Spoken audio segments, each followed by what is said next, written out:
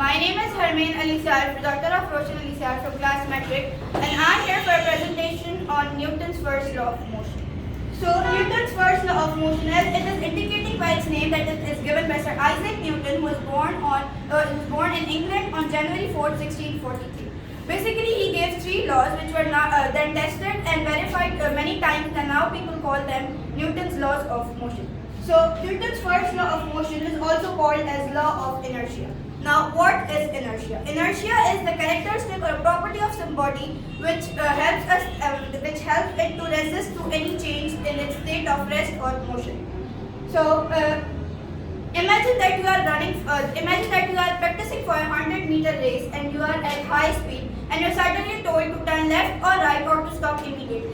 Can we stop? The answer is no, we can. We can stop gradually but not immediately. This is the same story with every object. It will continue what it is doing, whether it's in state of rest or motion. It will continue that same thing unless and until some unbalanced force is acted upon it. It's same explained in the Newton's first law of motion, that every body continues in its state of rest or motion in a straight line unless it is acted upon by an external force which changes its state of rest or uniform motion.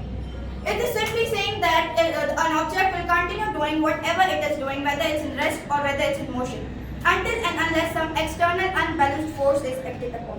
Why only unbalanced force? Unbalanced force, if the forces are balanced, there are only two cases.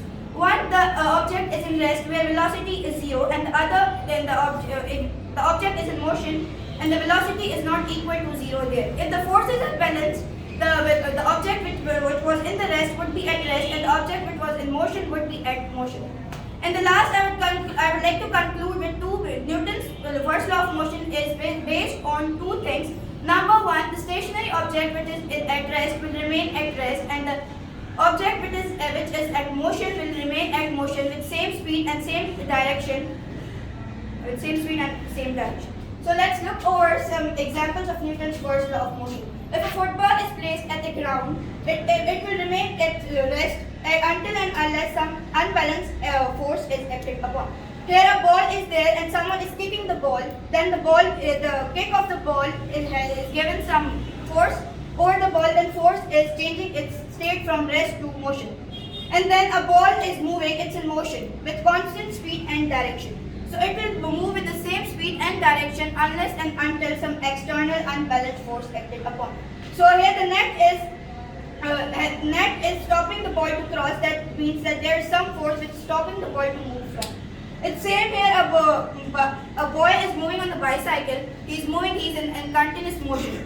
He will not stop until some unbalanced force or some hurdle comes in between the path of that boy.